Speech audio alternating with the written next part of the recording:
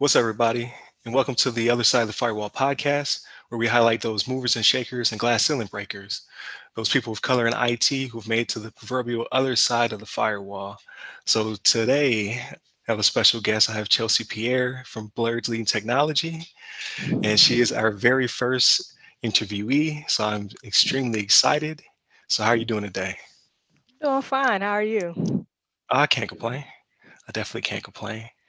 So for the audience, if you could just give us just who you are and what your company's about. Sure, no problem. So, hello everybody. Yes, my name is Chelsea Pierre. I'm the founder and CEO of Blerds Leading Technology. And yes, for those it is Blerds. Let me add this. I did not create the term Blerds because many people ask. It was there way before my time, but it stands for Black Nerds. So it's Black Nerds Leading Technology, Blerds Leading Technology. And what it is a technological hub. So no matter what stage you are in your career, it is kind of a cradle to grave or cradle to grave resource hub. So if you become a member, you have access to certification vouchers, training, IT career consultants, business career consultants. I partner with venture capitalists, different ones at your disposal, Black owned ones. And it is so much resume editors. All of that is free to you by becoming a member. And we have several packages depending on what stage you are and what you need. So that is the quick phase, elevator pitch of my company. Got you. No, I appreciate that. It's definitely well said. So I'm definitely impressed with your company. We have a similar, or I should say, we have a mentor or a friend in our lives that kind of put us together. So shout out to Jeffrey Lodick for definitely. As soon as I said, "Hey, I have this idea," and then part of my podcast name is the name of your podcast. So don't sue me. Like the first thing he did was he added you immediately. He was like, "Yeah, I know somebody who you definitely need to speak to. She definitely fits the platform, and you guys should definitely work together." So here we are. So I definitely appreciate your time and definitely spreading your message because it definitely does blend to the platform really well. Um, so with that being said, I know a lot of people ask, at least me, I assume also you the same question, like what got you in IT? Well, honestly, I was probably Air Force. And so I could say I tested into it. So I tested into it and I grew a type of love for it. I went to school. I did not think at that time that I would be intelligent enough for it. I had a different perspective of what an IT career was and what the depiction that, TV back at that time and media made it look like. And I said, you know what? That's not me. That is not a reflection of me. But got into it, loved it. It challenged me. It grew me. It has its rewards. It definitely has its challenges. It has its stereotypes that I definitely try to break, and it is very rewarding. So I've done different areas from networking to system admin, definitely to cyber, and I enjoy all aspects of it. Awesome. Yeah, so similar background, also Air Force. So I again, tested into it and what have you. But so what really put its hooks into you? Like why is it something you took with you when you left the military?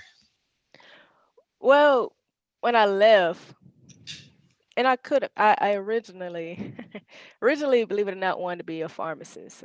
My family is in the medical field. My mother, my grandmother, everybody has some part in a hospital. And so they expected me to be in a pharmaceutical aspect because of I was good at math. I enjoyed chemistry and areas like that. But it was just drawn to me. I realized I had a niche. I realized that I had a niche to just the break it down to understanding the resolving to helping people. I grew a gratification to assisting others and having a system and breaking it down and understanding, and it's forever growing. And so that will mean I will forever, continue to grow with it. And so opportunities always presented itself. I guess I have a high value in it.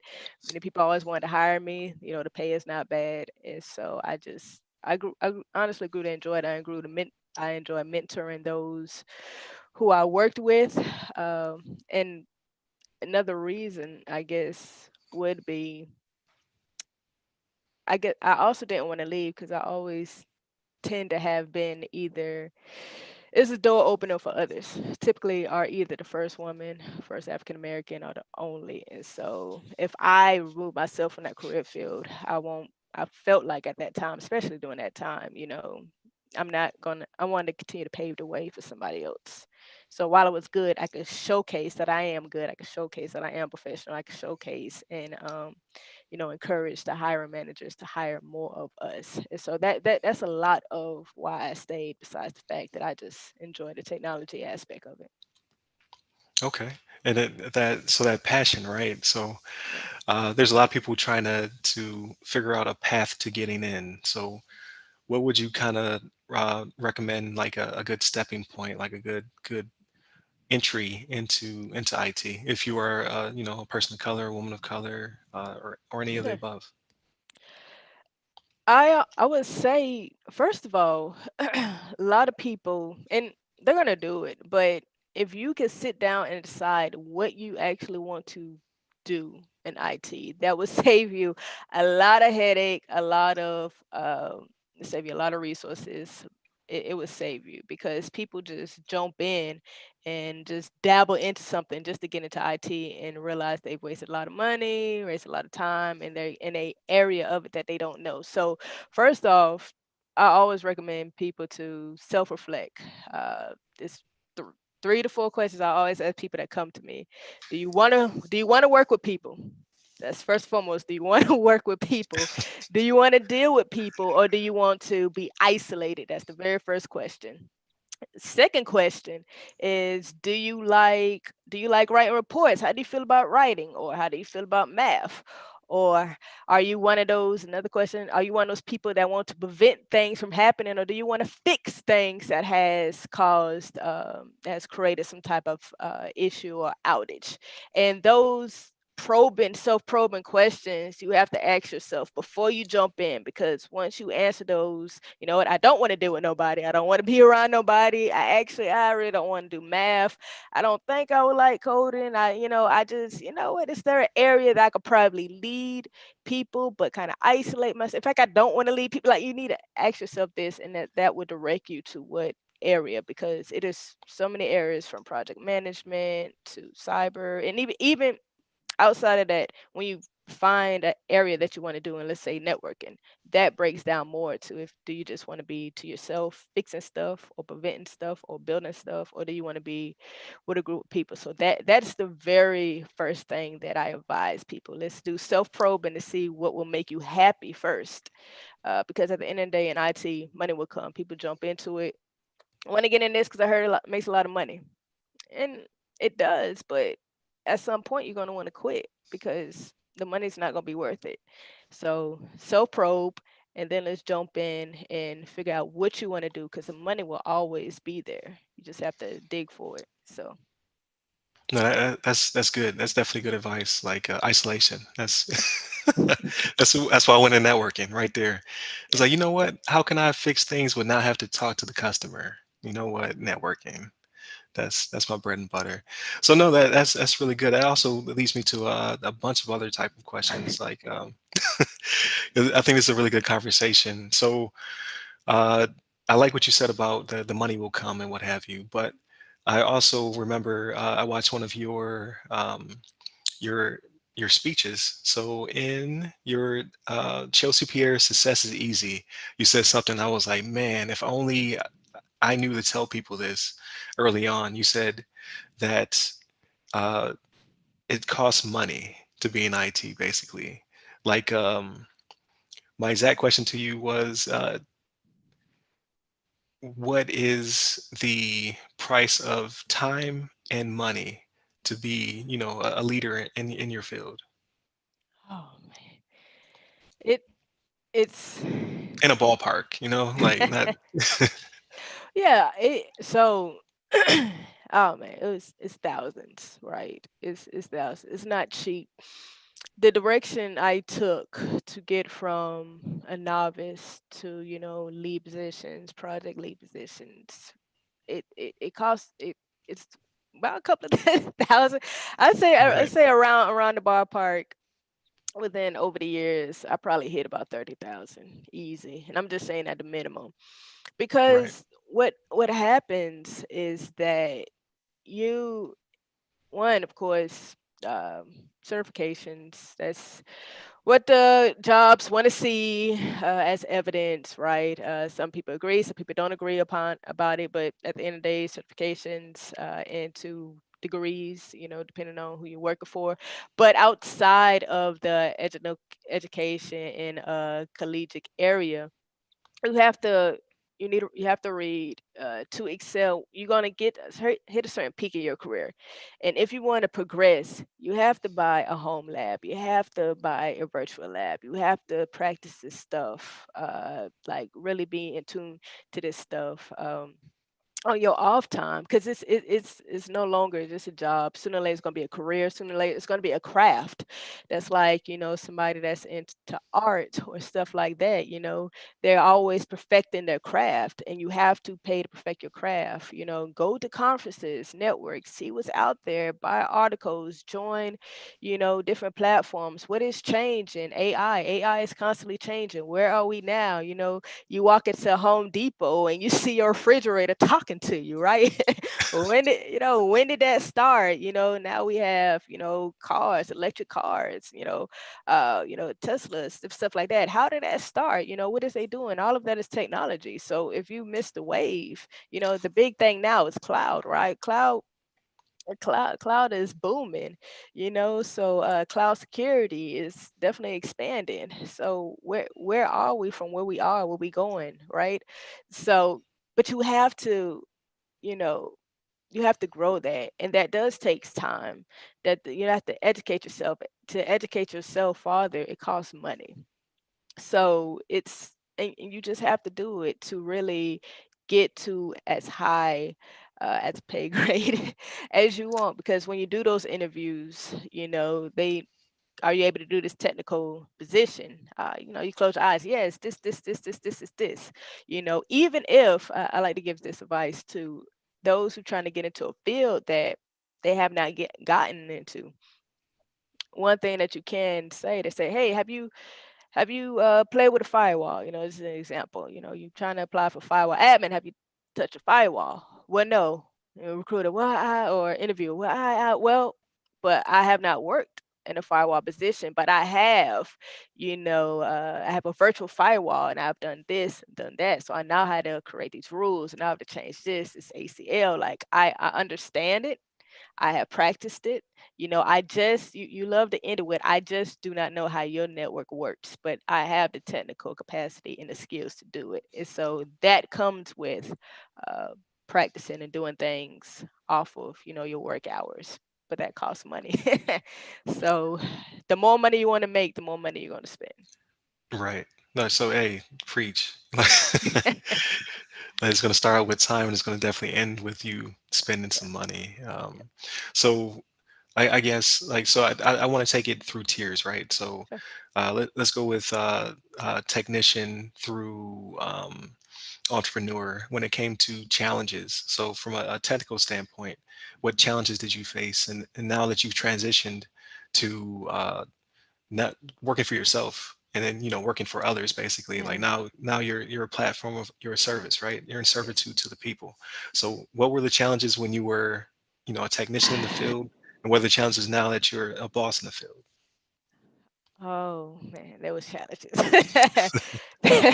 There were challenges. Let's remember when I started, there was not a witty or a whiskey, women in technology or women in cybersecurity. There was not all of these groups that has rose to the challenge. So, and then I applaud them for taking that initiative. So when I was when I started off, there was not a lot of women in IT. There was definitely not a lot of women in color. So at that time, black males, they started populating, they started coming, but what would happen? They would put black males in certain positions. Like it would be rare at that time to see a black male as a networker. it would be rare because they held networking at that time prestigious, and we're gonna give it to Caucasian, blue-eyed, blonde-haired male, and that's how the media portrayed it. So when they did hiring, that's the ideal person that they put in those positions. So they would leave black males, probably PC support, other positions. And so a black woman, me, I come in and they see a woman, so they say, well, welcome, you could do the inventory, you create the spreadsheets, you know you Right. can count the cables, clean out the storage room. I can't tell you how many storage rooms I have cleaned. You would do the domestic labor. So it was not a lot of jobs that they actually had me come in and actually do technical work. They had me more of a cleanup, and I didn't like it. It was many days I cried. It was many days I complained, and they basically was like, hey, we hired you. They would even give me like decent positions, like back then high positions, but would still have me doing domestic roles. If they would put me in front of a system to fix this or monitor this traffic. If something was down, okay, well, you tell this gentleman, or you tell this gentleman, tell Bob, tell Joe. You don't worry about it. You just notate. You create a Mm, report and have a male fix it. And so it was quite quite challenging. So, but I took advantage over it. You know, while they had me not do nothing, I continued to educate myself in those roles, earned more certifications, and then grew to higher positions. And then as the world of IT was changing and more women was coming in, and we were showing that we had more skills, and I was showing I had more skills, and I was like, hey, most stern, like, I'm not doing this. You hired me to do this job. I'm going to do it, or you can find a male to do it, right? Of course, they had a lot of sexist comments, so unless fighting all that adversity continued to grow. And so again, like we said, as you grow, training, money become an issue. Have to grow. You have to grow with your money. Your money need to grow with you when it comes to IT. And so when we get to the business aspect of it, so a woman trying to open an IT company that's not nonprofit, it's when I go to these networking functions, it is, men looking like, oh, well, that's very impressive. It's like, is it, right. is it, It's a com- yeah, microaggressions. is it the company that's impressive, or is it me that's impressive? And so if I had a male explain, do the same pitch, would you, say that? So it is, they are, don't get me wrong, some are actually impressed that are in IT. Others are impressed that a woman is behind this and want to know who the rest of my leadership role and that Mm, that is, right? So it has its challenges, but it doesn't bother me. You keep pushing. It's just another area that gonna have to break the ceiling and show like, yes, women, we can own STEM, companies that are not just nonprofit. Because a lot of them see nonprofit, oh, that's cute. You're helping the community. Something what a woman would do. But no, we could run companies. So I definitely applaud all of those other women CEOs in these major multi-million-dollar companies out there. So they are definitely opening the doors. So. But it is hard, and then there are not a lot of I go to these tech functions, these tech networkings, and there are not a lot of us, just black individuals, period. They're not a lot. They are really not a lot. So it's sad, but we we're right. shifting. So No, definitely. So, perseverance, right? It yeah, seems to be like one of your of many character traits that you have. That seems to be something that kind of runs the gamut of from technician all the way to yeah, CEO. What other character traits do you believe kind of allow you to make that jump, like to go uh, from being a technician, being the top of your craft to yeah, no, I run a business where I'm yeah. on top of my craft, and people who are master the craft work for me and provide a service as well. You you have to. So I'm different from a lot of people. People say stay humble, but I believe stay prideful. Have a Okay. pride about yourself. just have pride. The speech of stay humble. I mean, it's a beautiful speech. I mean, it's beautiful. Stay humble. Stay true to yourself. Right. you know, all of that. It's good. You should stay self-centered, but have pride about what you're doing, because others, you being around other people, and they have pride about what they're doing, and their pride will try to overshadow yours. Their accomplishments will try to purposely overshadow what you're doing. So have some type of pride, have strong shoulders, strong backbone, and have pride as to what you're doing. Speak in pride, speak in this, speak with assertiveness. I do this because of this, because I'm passionate about this. I believe in it. These are the boundaries I've crossed, and I will excel and I will accomplish stuff. And you have to carry that in your heart, your mind, and vocally, and it will be respected. It's going to be respected regardless. It's either going to be respected or not. By the end of the day, it's going to be acknowledged. And so that is definitely what I will advise people: just have pride, have a, have pride in what you are doing, and walk in it. Because sometimes things gonna get hard, and that inner pride will turn to self encouragement, and it will push you through, some tough times. So No, especially, that's yeah, especially look in the mirror, things are not going wrong, or somebody, have told you no, or they don't want to work with you, or, don't want to, different things like that, accept the contract, you look in the mirror and you say, you know what? They don't have to, because I am this over this and over this, and I will excel, and they will turn back and regret, right? Kind of like what they what they do behind the scenes at Shark Tank. Like they didn't want to fund me, but it's right. so.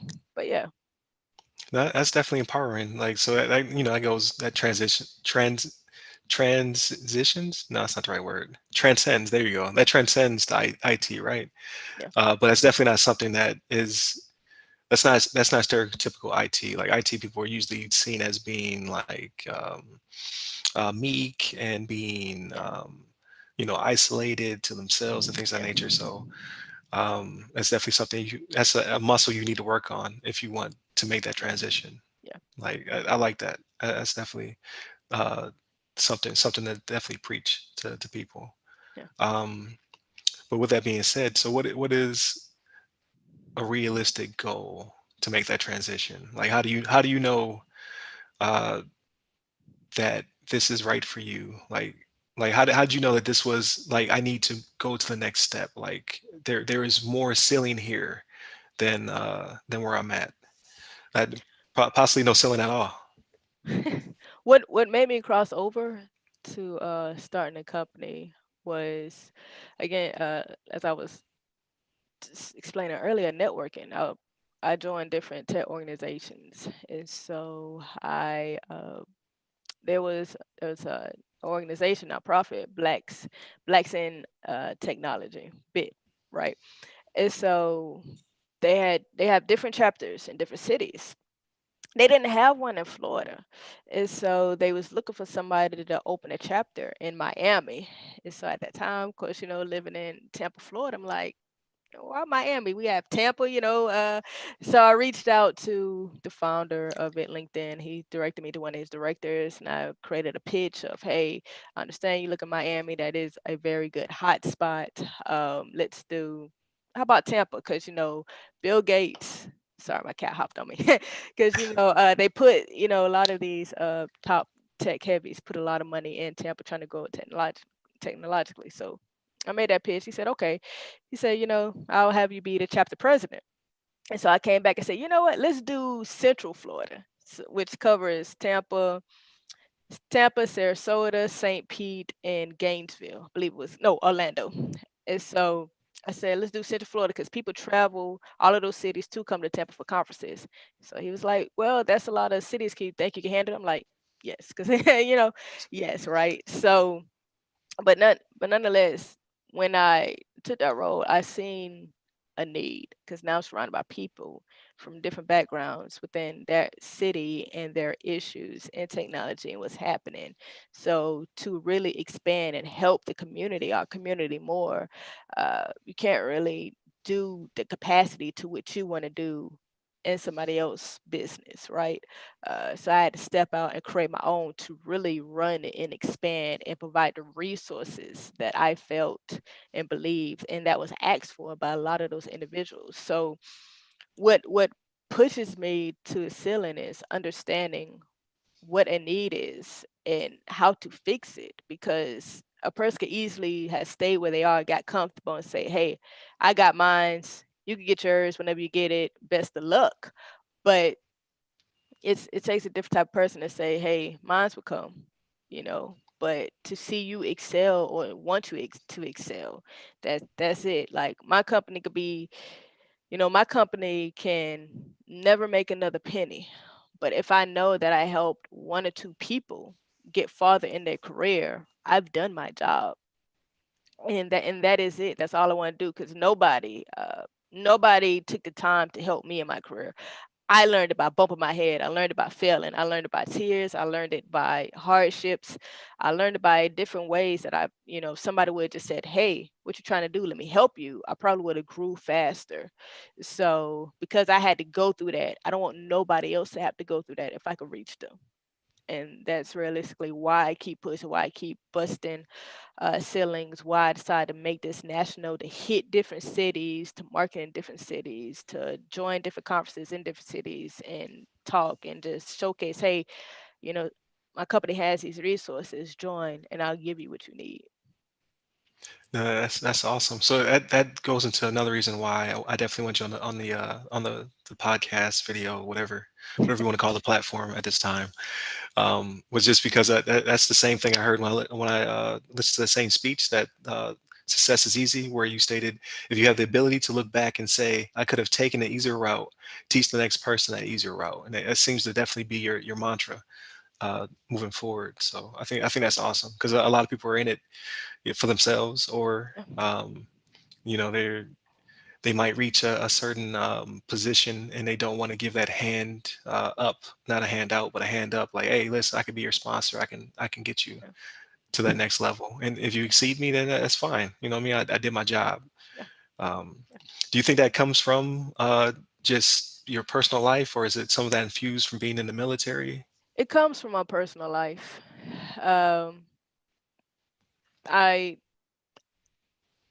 as a child, I had to pretty much raised to have to be independent, right? Both of my parents, they worked. I was the oldest. They worked. They took care of bills. So if I wanted to make good grades and if I wanted to do this, I had to do it. I didn't have, the help or the, hey Chelsea, we see you struggling, or the guidance counselor in the schools say, hey, I believe in you. Let me help you. Let me guide you. I didn't have that. I didn't have any of that, right?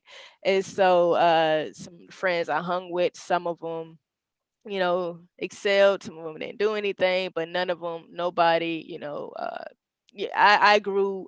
So they teach, self accountability and all of this stuff and try and push it into people. But my life was self account. How I was raised, it was self accountability. Like you are either going to make it or you're not, period. And that's just how I was raised. The only excuses that I could have is excuses that what I didn't do. So I didn't have, a mentor growing up or anything like that. Even when I started a business, I really didn't have all of that stuff. So if I wanted advice, I had to reach out to somebody. Hey, make myself known. Hey, I see you doing this. Can you please take time to show me how you did it? Some would say yes, some would say no, some would have to, a lot of, very few would have time, a lot wouldn't. And that was even when I was in the Air Force, they reflect, mentorship and stuff like that. But my leadership, they didn't have time. My leadership Hmm. didn't have time. So that was the life that God set before me. Like, hey, nobody's gonna help you. You gotta figure it out yourself. And because of all those years of, man, you know, I just, I don't want nobody to have to go through that. So the help that I wish I would have had, instead of being, upset, burdened, depressed, or, have a wall up towards it, I will pass it to others. So anybody that hit me up, hey, I have advice, I need help. I try to make myself as available as possible because it hurts. trying to get to something, and you just don't have that help. So No, that definitely like that leads me to ask you the question, and it's a cliche interview question, right? Like sure. for like a job interview, what is a failure or pitfall that you overcame to be, to reach that success, basically? Uh, I hate to ask that question, but I mean, like, hmm. I think it flows pretty well in here, only Yeah, because there's no. probably a lot of people who feel stuck. It's like, no, no, you're so close. I well, I have, let's see. I have I can tell you my current pitfall that I have not quite overcame yet or battling to overcome. I'm very impatient. I I have seen I've seen multiple companies and I follow multiple companies, and I ignore the fact of how long they've been open, but I just see what they're doing. I look at other people accomplishes and I see what they're doing and I see what they're being, and so I I reflect my accomplishment timeline on what they have, and so I'll look at somebody. I was a, if you could do it, I could do it. Or really, if it has been done, then I don't see why I cannot accomplish it myself. And so they got companies, and now multi-billion dollar companies. Well, why is not mine a multi-billion dollar company? There's a Right, multi-billion dollar company. Why is mine not doing it yet? And so uh, the idea of having to go through the process, the idea of you have to go through a process has always been my downfall, my weak fall of just acknowledging that in all aspects, right? I want to go to college. Well, why do I have to, I want to hurry up and get into college. Well, you have to take the GRE. I don't want to take the GRE. Just go ahead and put me in right, college. I'm gonna pay you, right? So I have an issue with understanding it's going to be a process. It's going to be a process, and that's a very common issue with a lot of people, like, hey, why am I not where I want to be right now? And I still have my moments of it and have to calm myself down and realize I'm making great initiative, right? So uh what I now how I look at it, am I going up or am I going down? So instead of me feeling like it's a steadfast, I'm either going up or I'm going down, and so that what calms me down. So I look at it like, while I'm not here, then I have to realize, well, I'm not, you know, descending in the direction I'm going, and so that calms me, and that's why I would tell a lot of people, if you're trying to start a business, trying to start in your IT career, um, and you feel like, well, I'm not there yet. I've done this. I have these certs. They haven't gave me I haven't made six figures yet. What's going on? Is it this? Is it that? It's coming. right, It's coming. So it's a process. And so you need to know what that process entails of. So you can look at others and, like, I'll give it like Facebook, Zuckerman. I didn't know that Zuckerman um had a VC, right, venture capitalist behind him. I thought, and what was posted, right, because I knew his father had money. Uh, he went to Harvard, so I thought how it was portrayed. He made Facebook. Facebook grew, then shoo, right. I didn't know that he had stakeholders and people that invested into Facebook early for it to expand. And so, and gotcha. it's a lot of, you don't know what the backside that people had to go through to get to where they at. They just gonna show the glamour and show, yeah, I came from here to here, right? Right, So it is a lot like PayPal, right? On PayPal, it took a couple of years before PayPal became PayPal. So, and PayPal really, uh, people didn't people thought PayPal was worthless, right? And they really, really didn't go boom, they ultimate boom until they sold it to eBay. And so, but you don't know that. So it's like, just it's a process, and just let the process work itself. But understand, what is the process? Where you're trying to go, and continue trying to break and just go through that channel. And that is it's hard because you see others doing it and they killing it, but we don't know what what tiers and what headaches or what help and what support that they had to get there that you don't have. And so that's what calms me down. Got you. Patience. Yeah, that's definitely a hard one. Yeah. Especially when you make a video that's similar to another video that has 70,000 hits, you got 10. You're like, wait a minute, Yeah. but you just don't know. You don't know like what that person already had, or Yeah. That's the the thing. algorithm blessed them over you because of these reasons. Yeah. Um, so yeah, that's definitely good advice. So when it comes to Blerds Leading Technology, so BOT, right? Mhm. Uh, so what is your measure of success for those people who are members? Like, so when they purchase their package and things of that Yeah. nature, like, walk me through the process.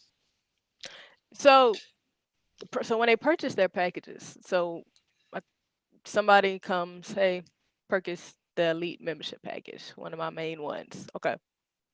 What happens is that I send them an automatic email, welcome, and I have a list. This is all what we're going to provide for you.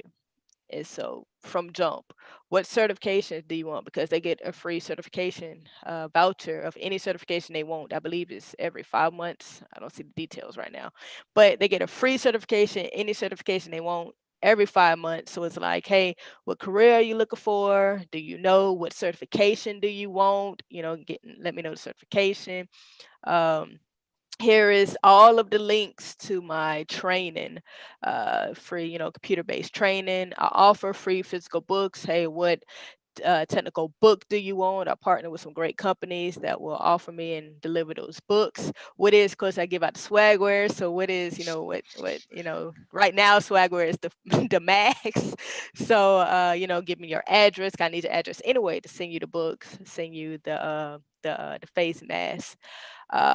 Like, hey, when are you ready to spend? Another question, here, let me know when you're ready to speak to the resume editor. Let me know when you're ready to speak to the IT career consultant. Let me know. And it's kind of like, when do you want to speak to the resume editor? When do you want to speak to the IT career consultant? When do you know what day do you, or give me what span do you want to speak to the business consultant? Do you have a business?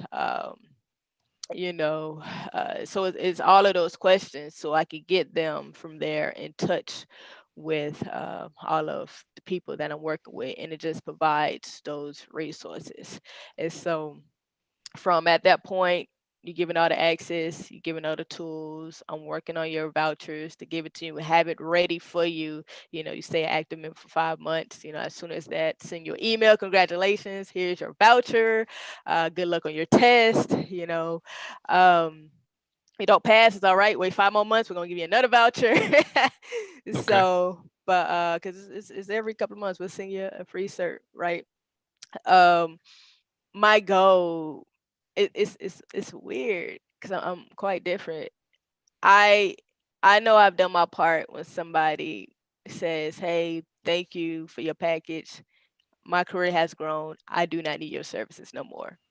I'll probably Okay. I'll probably clap, because a lot of companies, they want to keep members, which is great. That raises revenue, but my goal is to hear, I do not need it no more. And I would say, I do not need it no more, and I have passed. I have somebody else that can use your resource, and then they bring somebody else along, right? So it is, I've taken what I needed, and I brought somebody else along so they can excel, and it is the rotating door Okay. that makes me happy.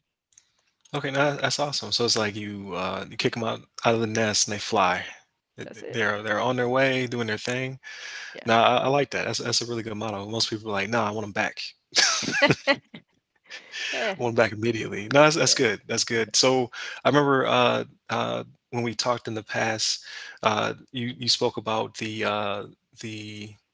not the broker, but uh, what was it? What's the terminology for the people you sync up with the customer to fund them, basically? Oh, the venture Yeah. capitalists. There you go, venture Venture capitalists. I should know capitalists, that. yes. Yeah. Yes. It's So how does that process work? so so with well, let's do. let's do a little history real fast. So Okay. what I realized is that just like IT, there are not a lot of venture capitalists that funds black companies.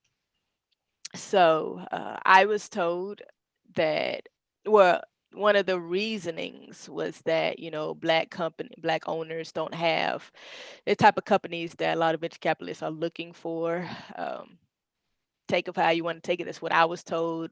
But either way, that is another initiative. That's why they are having a lot of black owned venture capitalists to help support and fund us, black small businesses. So that's a little tidbit. So those who want to get into IT and start your own company, do it, because I believe it's only 1% of African Americans that have, it's something low like that, have black startup companies in tech.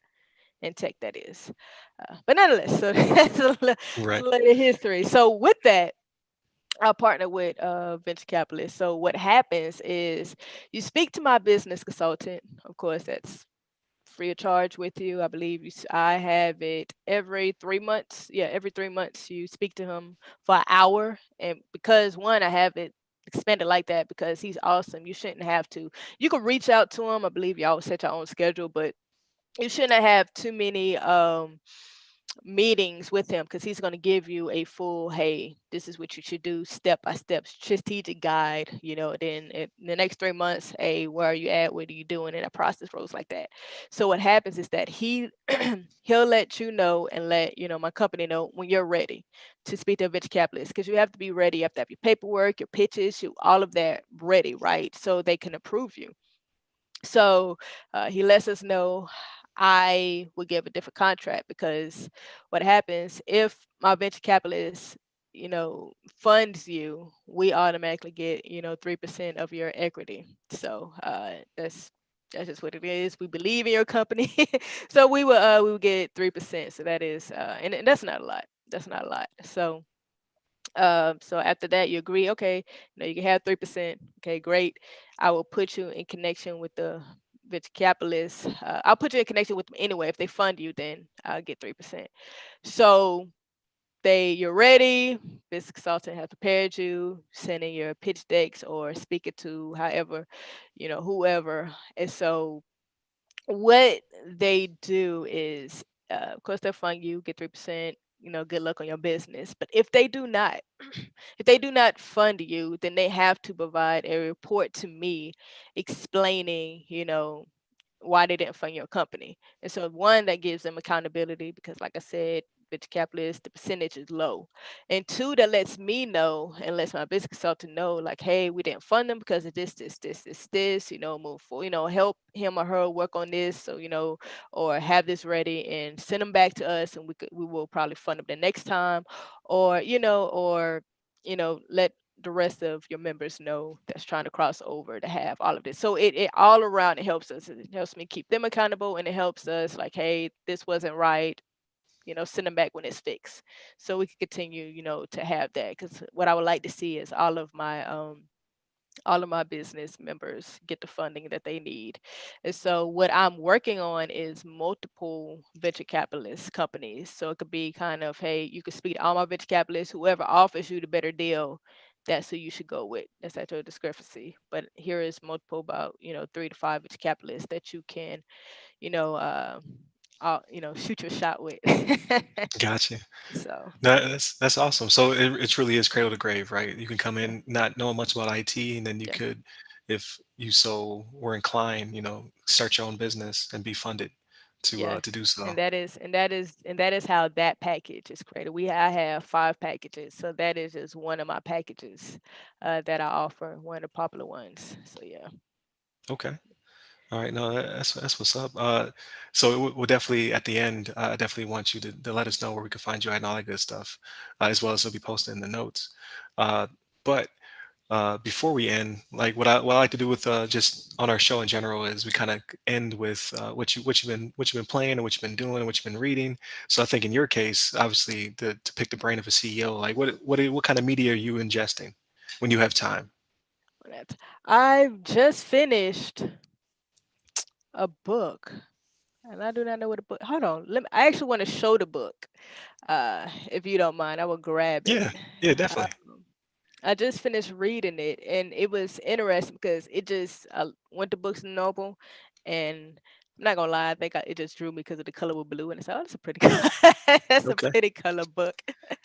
And I read the title, read a couple of pages, not realizing who the author was.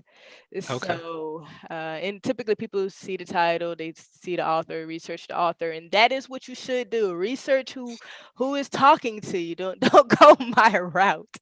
But I like to read the first couple of pages first to see how I feel about it. Intro, the back, just first couple on the first back, last pages. And so I'm like, it kind of resonated with me. And let me actually show you the book if okay. you don't mind.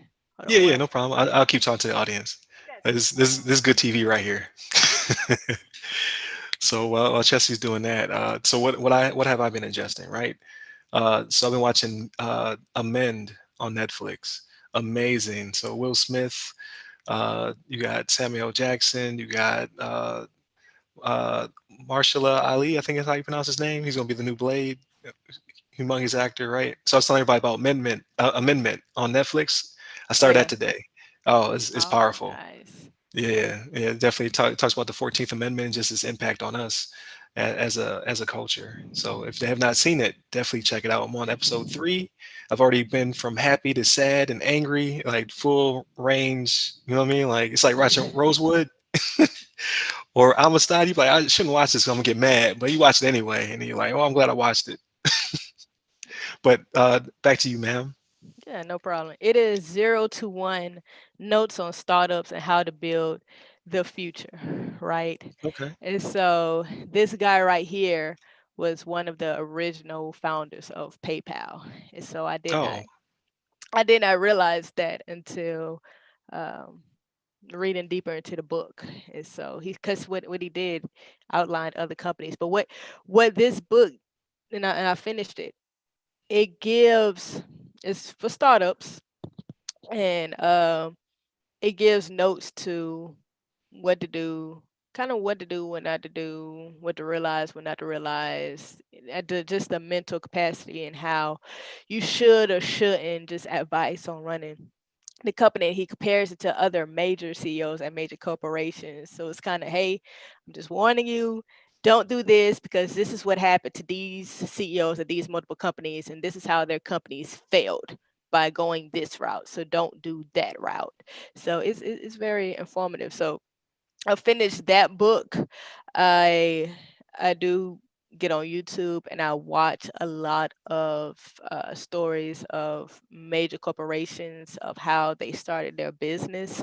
Again, one that keeps me aligned with it's okay. Everybody has start, finish, and challenges. So it keeps me aligned. It keeps me understanding there is a journey, there is a process, and to be patient. And I just watched several CEOs and where they how they started, what they went through, and where they at, and what they did with their company after it grew. So I started watching not so much the beginning, but what companies are and what they did with a company after it became successful. And so a lot of people ridicule me. They was like, hey, these companies are already, making it. Why are you watching like what are they doing now or what are they trying to do? Shouldn't you start off seeing, how to start?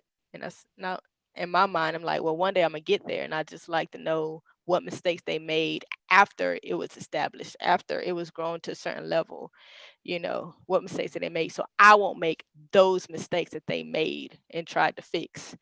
So and so that is what I prepare myself for the future by watching things that already has happened or where other people are at and what they're doing from where I am. So when I get there, it could be familiar and I get there like, you know what? These companies, these CEOs have done that and this was the mistake they made. So yeah, it's quite interesting. okay. No, that's awesome. Well, yeah, I think that's really good advice. I'm definitely glad you shared that, especially that book. Like, I gotta check that out myself. Like, I didn't know that was a book or who it was by. So I think that would come in handy Yeah. on my journey and what have you. So before we wrap it up, two Yeah. questions. Sure. Question one: what is next for Chelsea Pierre? And where can we find you at? That's question number two. What is next? So, if everything is going the track that is going, Blerds Technology will have a scholarship package in at least one college in every 50 states. So that is the journey that is going Okay. right now, and that's what we're fighting to do. So you college students, if you put me in touch with the directors, your computer science equivalent directors, we're trying to put those scholarships into your colleges, and so that's the plan. Um, All right. We're going to try this one more time. Where can we find you at? you can find me on LinkedIn. You All can right. find me. You can find me on LinkedIn. And so connect with Okay. me on LinkedIn. Send me a message. You could also connect with my company on LinkedIn. Follow my company on YouTube, Facebook, and Instagram. All right. And that's Blur's Lean Technology Yes. at .com. .com. Yep. .com. All right. There it is. So sorry for the technical difficulties. I appreciate your time. Sure. I think this was an awesome interview, and I think your platform definitely is not impressive because you're a woman of color, but impressive for all it's doing for people in general. Like you don't have to be a person of color to be in it, but it definitely does look out for the community. So I appreciate your time. Oh yes. All right. And remember, you can watch this podcast audio video thing that's happening uh, 7 days early, completely ad free on our Patreon. So the other side of the firewall on Patreon. And then it goes out to free feeds to include YouTube and where you get your podcast services at, Yep. also called the other side of the firewall. So definitely hit us up. Follow us on all the social medias. Go to www.theothersideofthefirewall.com. And that's the anchor where you can find everything to Oh yeah. include this interview. So thank you. Yep. All right.